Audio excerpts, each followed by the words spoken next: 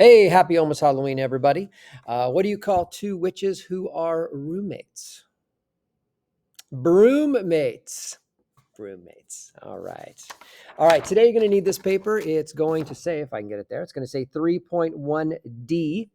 These are part two of your chemical property notes or your properties. Right, first one was physical properties. Now we're going to chemical properties.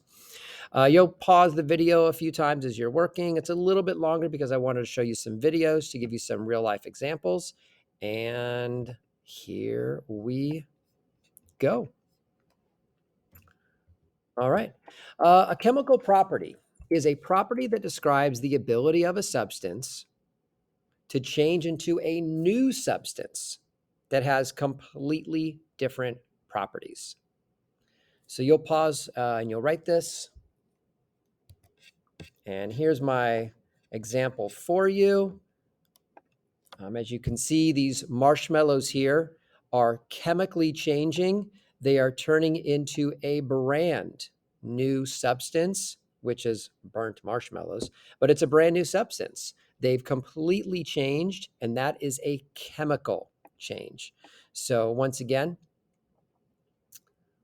you can see that they've gone through a chemical change. It means that what you start with, the substance, is totally different than what you finish with. All righty. Flammability. Flammability, as you're going to write notes, is your ability to burn. Some examples are hydrogen and oxygen. And what is interesting is that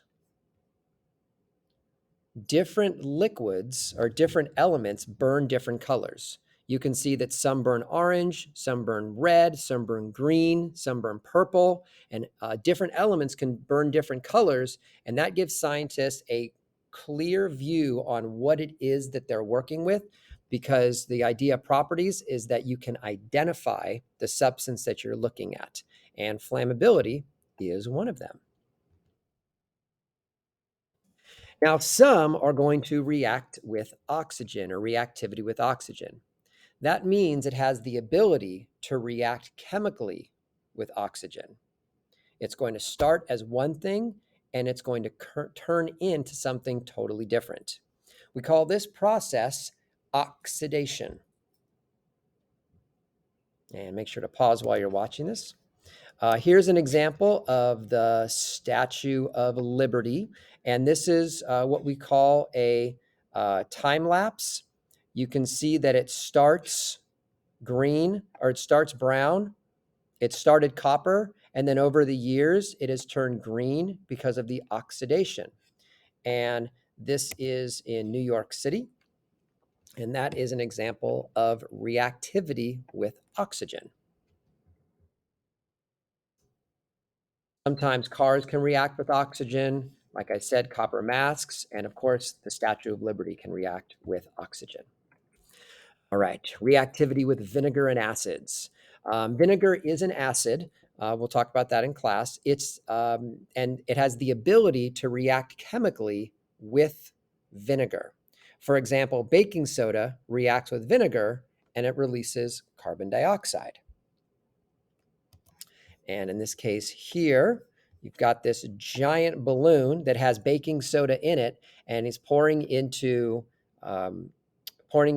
vinegar, and the reaction is causing the molecules to start crashing in together and colliding, and they are creating this giant balloon. You can say it's creating all this space because of the chemical reactions. And so vinegar is one thing, baking soda is another pure substance, and together when you mix them, you get something completely brand new, which is carbon dioxide, which is why it has gone through a chemical change, and it is a reactivity with vinegar is a chemical property.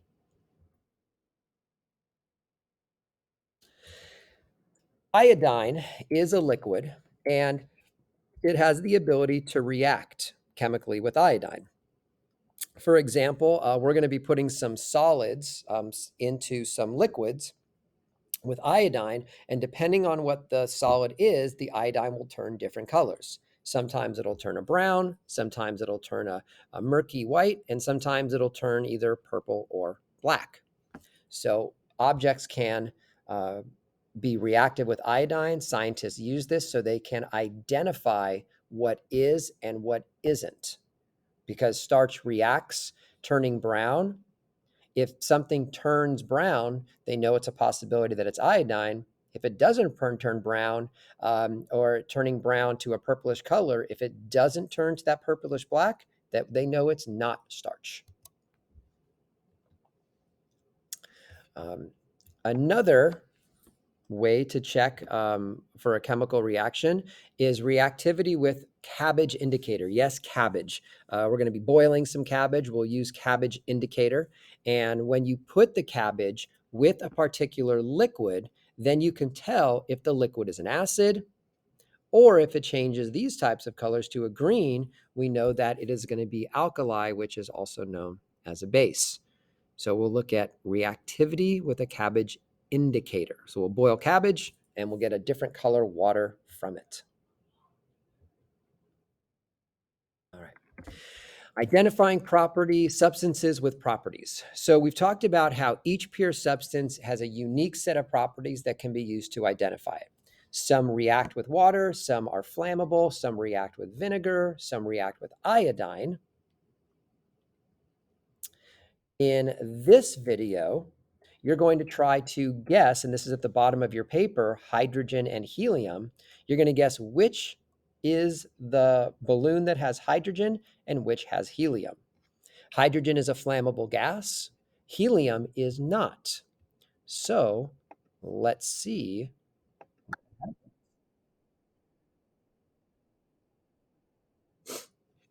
Oops.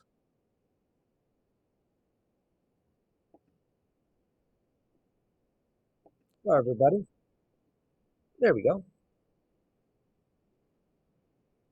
So that is your pink balloon. Do you think that that is full of hydrogen, or do you think it's full of helium?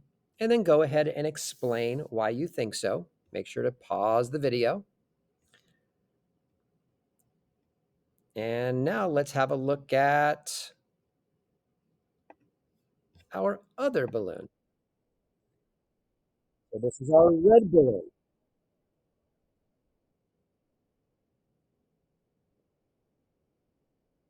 So based on that, and you can rewind and look at both of them, do you think the pink balloon is hydrogen or do you think it's helium? You'll fill in this bottom of your page that's right over here. And the last one that I thought I'd show you just for fun today is going to be how some elements react with water. Sodium, not salt, but actual sodium, reacts violently with water. So check this one out.